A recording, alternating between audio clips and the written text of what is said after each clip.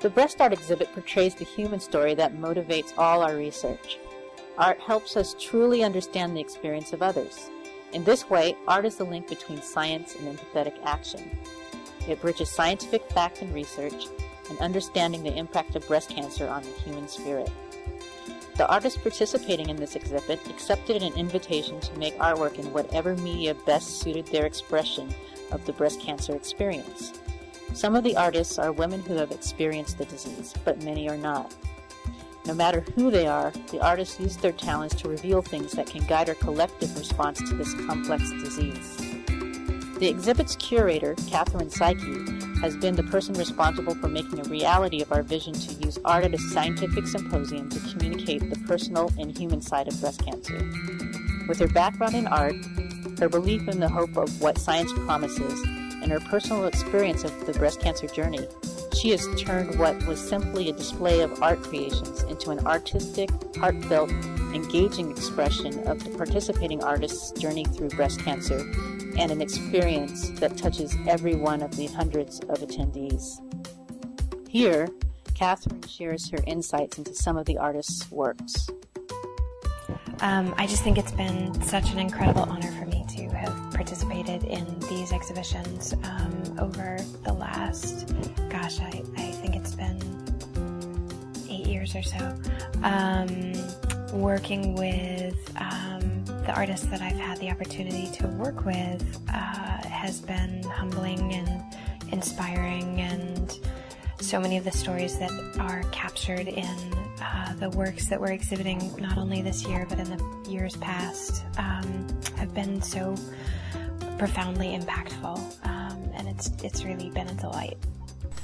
So one thing that I'm particularly excited about in this year's exhibition is that we're going to be screening a documentary film by the name of Dear Tallulah, and it chronicles Lori Benson's experience after having received a breast cancer diagnosis 14 months after having given birth to her daughter Tallulah.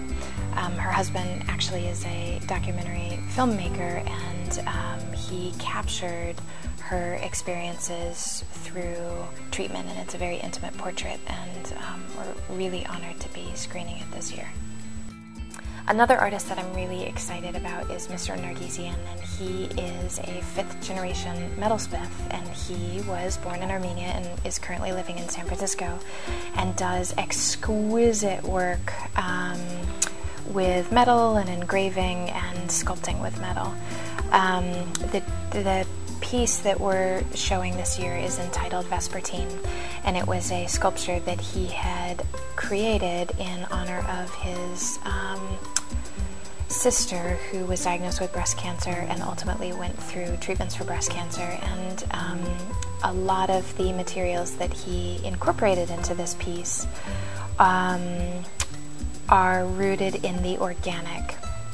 So, for example, he took a lemon flower and casted it in gold as the skirt, which is part of the figure that's bursting out of this almost dangerous looking pod that's from a tree.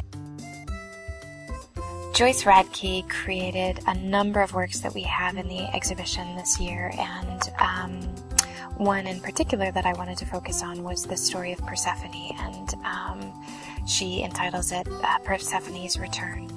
And it was, if it's okay, I'll go ahead and read a little clip that she wrote about it.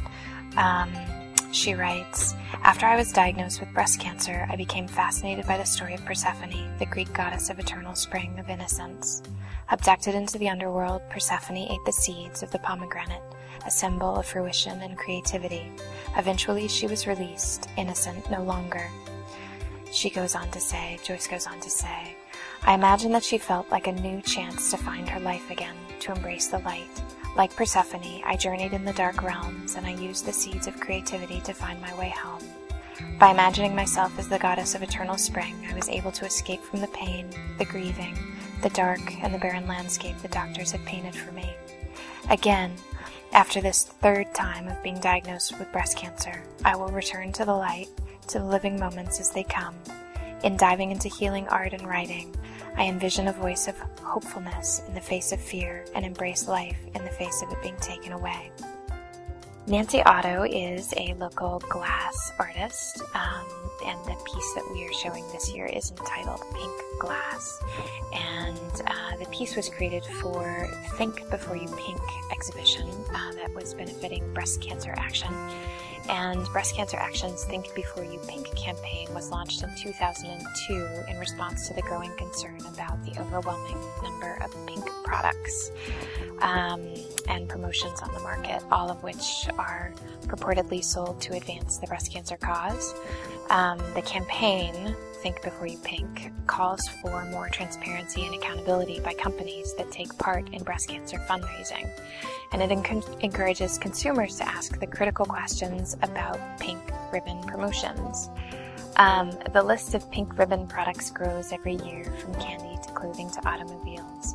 Thousands of companies are pinning pink ribbons on their products in an attempt to boost their image and their profits by connecting themselves to a good cause.